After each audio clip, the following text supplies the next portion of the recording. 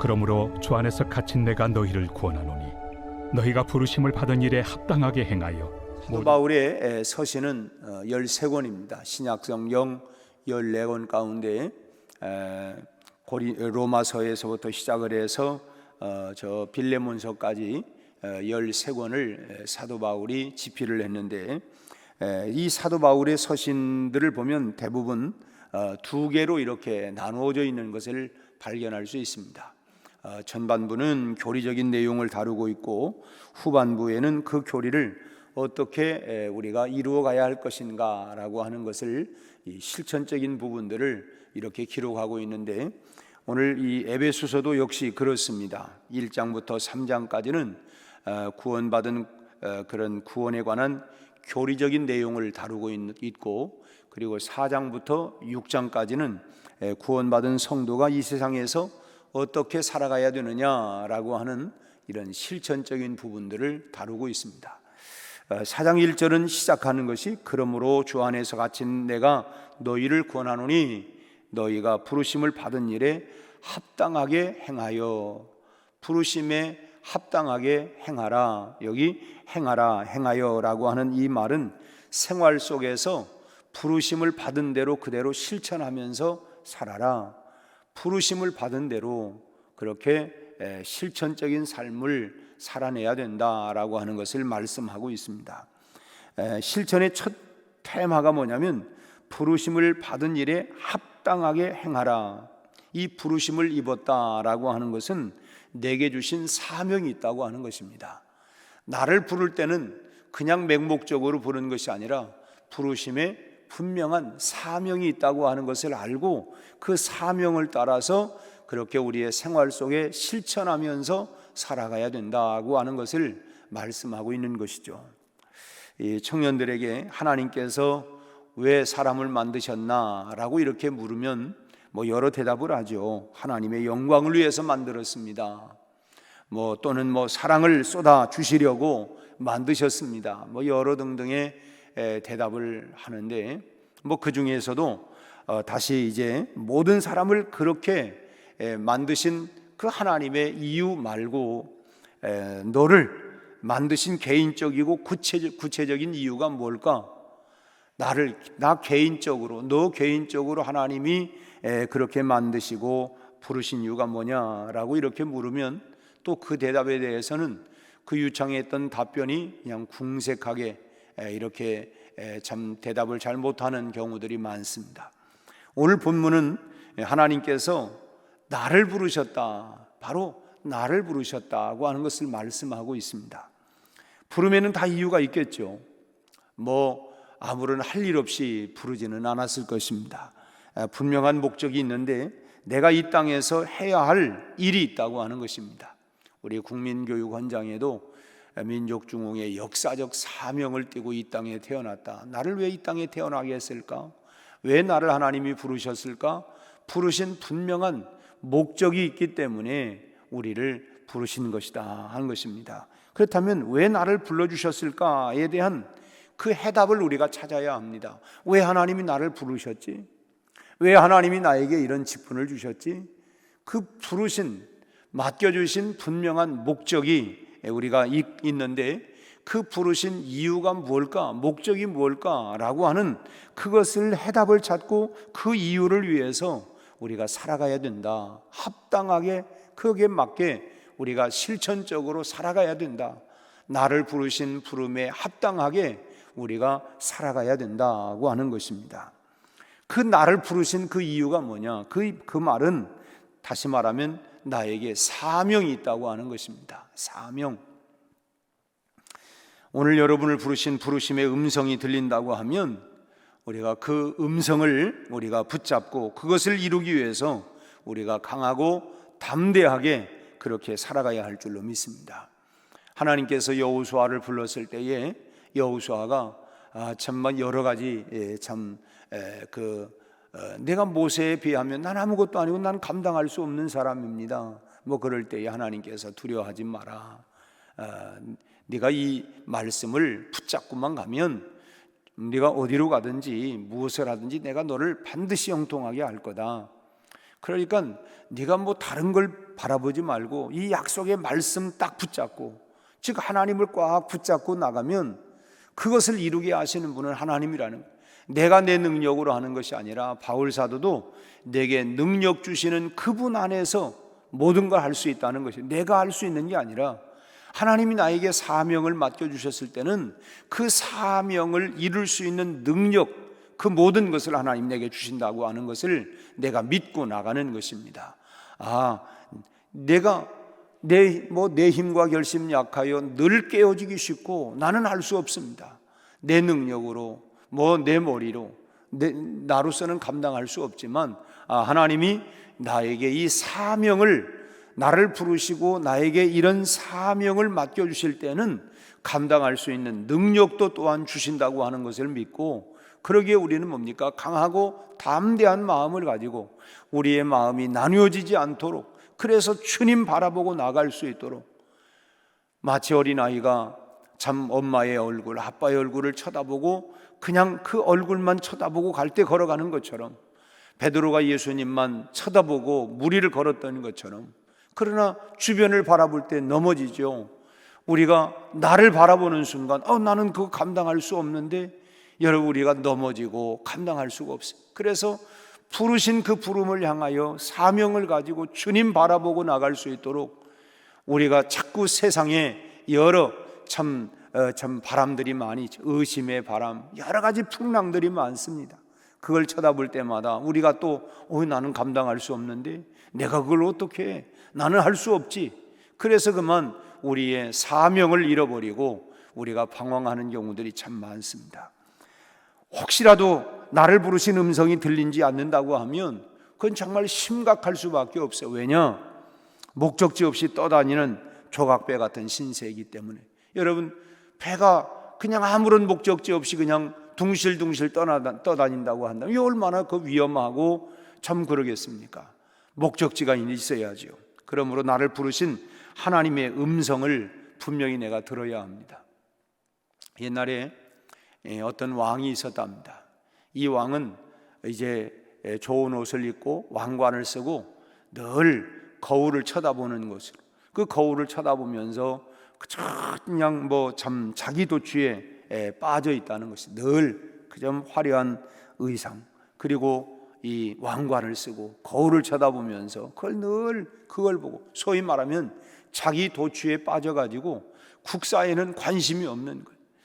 그러다 보니까 나라에 이런저런 어려운 일이 있고 해도 도무지 돌보지 아니하고 늘 거울 앞에 서서 자기만 쳐다보고 자기 도취에 그렇게 살아가. 그런 모습을 보고 신하가 어느 날 이제 왕궁에 있는 거울을 떼버리고 거기에 창문을 이렇게 딱 달아놨답니다. 그리고 이제 그 다음날 이제 왕이 모르고 또 거울 앞에 딱 서니까 거울이 보이는 게 아니고, 거울 앞에 비춰지는 자기 모습이 보이는 게 아니라 그게 백성들의 모습이 딱 보이기 시작하는 거예요. 백성들이 참 거기에 허덕이는 그런 모습들이 보이기 시작을 하는데, 그래도 양심이 있었던지 굶주림에 지쳐있는 그런 여인들, 그리고 또 고통에 떨고 있는 아이들의 모습, 또 걱정에 찌들어 있는 얼굴에 정말 그 무거운 짐을 가고 있는 그 노인들의 모습을 보고 자신이 정말 무능하게 백성을 다스렸다고 하는 것을 깨닫고 그로부터 왕은 소박한 옷으로 갈아입고 백성들을 잘 보살폈다라고 하는 이야기입니다. 자기 도취에 빠져 있다 보니까 다른 게 보이지를 않는 거예요. 여러분, 나에게만 자꾸만 보게 되어지면 사명이라고 하는 것도 보이지 아니하고, 왜 하나님이 나를 부르셨을까? 부르심에 대한 게 보이지를 않고 들리지를 않는 것입니다. 자기 도취에 빠져 있게 되어지면 사명이 보이지 않습니다. 그리고 세상에 이렇게 도취되어 있으면 부르시는 하나님의 음성이 들릴 수가 없는 것입니다. 그래서 나를 보던 눈을 우리가 이제 바꾸어서 하나님께로 우리의 시선을 고정하고, 또 세상을 보던 눈을 하늘을 향해서 우리가 시선을 바꾸어 놓아야 합니다. 그래서 눈을 들어 하늘 보라. 눈을 들어 하늘을 보고, 세상이 아니라, 그리고 하늘의 그 하나님의 시선을 가지고 어지러운 이 세상 가운데 하나님이 나를 보내신 이유가 뭘까? 부르시고 나를 보내시는 그 사명을 우리가 발견을 해야 된다. 자기 도취에 빠져가지고 자기 만족에 빠져 있는 것이 아니라 하나님의 부르신 그 부름의 그 음성을 듣고 그 사명을 가지고 우리가 세상 속의 사명자로 살아가야 된다고 하는 것입니다. 사실 우리가 왜 사명이 보이지 않느냐? 볼 것을 보지 못하기 때문에 사명이 안 보이는 것입니다. 볼 것이 보여져야 사명이라고 하는 게 뭐 그렇잖아요. 집에서도 아유 그냥 맨 할 일밖에 없어. 어떻게 당신은 아무것도 안 보이냐고. 그 보이는 것이 사명입니다. 보이는 것이 사명. 근데 아무것도 안 보인다. 참 그러면 자기는 편할 줄 모르죠. 아 나만 편하면 되지 뭐. 자기 도취에 살아가는 사람이에요. 아 나만 행복하면 되고 나만 좋으면 되지 뭐 남이야 내가 그것까지 다 어떻게 신경 써. 그러니까 이 사람은 자기 도취에 빠져 살아가는 사람이지 사명을 따라 살아가는 사람이 아니에요.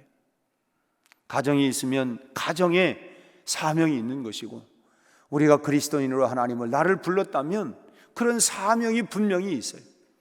자기 만족, 자기 도취에 따라 살아가는 게 아니라 나를 부르신 부름에 합당하게 행하라. 하나님이 부르신 그 사명대로 그렇게 실천적인 삶을 살아가면서 이제 우리가 살아가야 된다. 그 부름에 합당하게 우리가 다름질하며 살아가는 모두가 될 수 있기를 바랍니다. 오늘 본문에 합당하게라고 하는 이 말은 헬라어로 악시오스라고 하는 단어를 쓰고 있어요. 악시오스. 이 단어는 뭐냐면 다른 기둥을 하나 더 세운다. 다른 기둥을 하나 더 세운다라고 하는 뜻을 가지고 있습니다.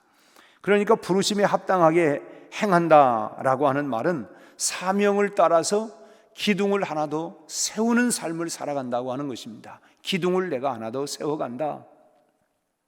기둥을 세우는 일은 매우 중요합니다. 튼튼한 기둥이 세워지게 되면 좋은 집을 지을 수 있는 기틀이 마련이 되는 것이죠. 여러분 기둥이 참 그야말로 현찮게 되어지면 우리가 참 끔찍한 지금도 기억이 있죠. 성수대교 붕괴 사건이나 삼풍 백화점 붕괴 사건은 모두가 다 기둥이 튼튼하지 못하기 때문에 그렇습니다. 기둥이 튼튼해야 그 건물이 유지가 될 수가 있는 것이고, 아무튼 이 기둥이 시원찮게 되어지면 늘 불안할 수밖에 없는 것입니다. 그러니까 사명이라고 하는 것은, 사명대로 행한다고 하는 것은 또 하나의 기둥을 세워가는 것이다. 기둥을 세워가는 것이라는 것입니다. 우리 교회 안에도 여러 개 당장 눈에 보이는 기둥들이 있죠. 이런 기둥들이 이 건물을 받치고 있습니다. 그러니까 기둥들을 많이 세우는 이유는 뭐냐? 그 집을 튼튼하게 하기 위해서 기둥이 만약에 충분한 모든 하중을 다 받을 수 있을 만큼의 그런 기둥을 세우지 못하게 되면 집은 결국은 하중에 이기지 못해서 무너지고 마는 것입니다. 그래서 여기에 어떤 물건을 올려놓고 또 사람들이 얼마나 올라가고 그런 것들을 다 하중을 계산해서 기둥을 세워가죠. 이 기둥은 굉장히 중요한 사명을 감당하는 것입니다. 결국 우리 하나님께서 우리를 부르실 때는 또 하나의 그 든든하게 세워갈 수 있도록 기둥을 세워가는, 그런 내가 바로 기둥이다, 그런 사명대로 그 기둥의 사명을 감당하면서 이렇게 또 하나의 기둥을 세우면서 그 사명 감당하며 살아가라고 하는 것이죠. 내게 주신 하나님의 사명을 우리가 과소평가해서는 안 됩니다. 이까짓 것, 이건 이렇게 과소평가하는 건 정말 잘못이죠. 그건 겸손이 또 아닙니다. 자기 자신을, 나를 낮추는 것이 겸손이지 하나님의 사명을 낮추는 것, 그건 겸손이 아니라 그건 소위 말하면 직무유기하는 것입니다. 직무유기하는 거예요. 내게 주신 사명이 무엇이든지 간에 우리는 자부심을 가지고 참 기둥을 세우는 것처럼 성실하게 그리고 충성스럽게 그 일을 잘 감당해 나가야 할 줄로 믿습니다. 그래서 바울 사도는 맡은 자들에게 구할 것은 충성이다. 사명이 주어졌으면 그 사명을 감당할 수 있도록 강하고 담대한 마음을 가지고 내가 충성스럽게 감당해 나가야 된다고 하는 것을, 그래서 기둥을 또 하나 세우는 심정을 가지고 악시오스 행하라, 이 기둥을 세우는 마음을, 심정을 가지고 우리가 그렇게 실천적인 삶을 살아가야 된다고 하는 것입니다. 그냥 대충 하고 말지, 그냥 조금 하다가 말지, 그런 마음으로 우리가 일을 하거나 시작하면 안 됩니다. 내 뒤를 이어서 후배들이 더 크게 하나님의 뜻을 이루어 나갈 그런 일들을 위해서 기둥을 세워가는 거예요. 내가 그 기둥을 튼튼하게 나 혼자 딱 세우고 끝나는 게 아니라 이어서 그 일을, 오늘 우리 교회가 69년을 이어오는 동안 그때마다 기둥을 또 하나 세우고 또 하나의 기둥을 세워서 69년, 물론 보이지 아니하는 이런 기둥, 이런 일들을 통하여 우리 교회가 이제 70년을 바라보고 있습니다. 우리 한 사람 한 사람이 크게 그 앞서서 지난 69년을 떠받치고 그 기둥을 세워왔던 그 터 위에 또 하나의 기둥을 세워서 주님이 오시는 그날까지 우리가 이 기둥이 무너지지 않도록 든든하게 우리가 세워져 나가는 일에 우리가 실천적인 삶을 우리가 살아가야 할 줄로 믿습니다. 교회 안에 많은 일들이 시작될 때는 막 거창하게 그렇게 시작을 했다가 시간이 흐르면서 줄기를 잃어버리고 또는 흔적마저도 사라져버리는 일들이 적지 않습니다. 소위 말하면 용두사미가 되어지는, 시작은 거창하게 했다가 또 시작할 때는 그냥 보였다가 그리고 어느 순간 하나둘 다 빠져나가 버리고, 그래서 그냥 말 그대로 용두사미가 되어버리는 이런 일들이 적지 않게 있는 걸 봐요. 내 기분이나 순간적인 충동에 따라서 우리가 일을 시작하면 안 돼요. 참 제 마음 가운데 참 마음에 묵직한 게 있어요. 이제 한 해를 마치고 새해를 시작하고 또 이제 각 기관의 정기 총회도 마치고 그러면 이제 각 기관의 리더들이 세워지고 또 이제 오는 주일에 우리가 사무총회를 통해서 또 일꾼들이 세워지고 목장에서 기관에서 또 교회학교 교사로 찬양대로 이게 다 사명 아닙니까? 이 사명을 우리가 대충 할 것이 아니라 정말 부름에 합당하게 행할 수 있도록 내 안에 은혜의 기름, 성령의 기름, 이 믿음의 역사가 식어지지 아니하도록 우리는 위로부터 공급을 받아야 합니다. 계속해서 위로부터 부어주시는 성령의 능력으로 내 힘으로 내 결심으로 약해서 감당해 나갈 수가 없어요. 처음에 내가 하지 그건 내가 하지. 하지만 그게 내 힘으로 어디 다 됩니까? 그거 어려운 거예요. 그래서 우리는 위로부터 내려주시는 성령의 충만함을, 성령의 새 권능과 능력과 기름 부으심을 받아야 합니다. 그래서 기도하지 않고서는 여러분 하나님의 일은 기도 없이는 할 수가 없는 거예요. 참 다시 한번 우리가 기도의 무릎을 우리가 굳건하게 우리가 세워 나가야 합니다. 야고보를 일명 낙타 무릎이라고 하지 않습니까? 그의 무릎이, 낙타 무릎 보면 이 무릎이 공이가 박여 있죠. 계속 무릎을 꿇으니까 우리가 그런 주의 일은 무릎으로 가는 것입니다. 무릎으로. 그 얘기는 뭐냐면 기도로 그 모든 부름에 합당하게 사명을 감당하는 일에는 기도로 감당하는 일이지, 그 기도라고 하는 뭐예요? 하나님 나는 부족합니다. 하나님 앞에서는 그러게 이 부족함을 하나님 채워주십시오. 내게 능력을 주시고요, 하나님 지혜를 주시고 감당할 수 있도록, 필요하면 하나님 나에게 이 물질을 주셔야만이 또 이 일을 감당할 수 있겠습니다.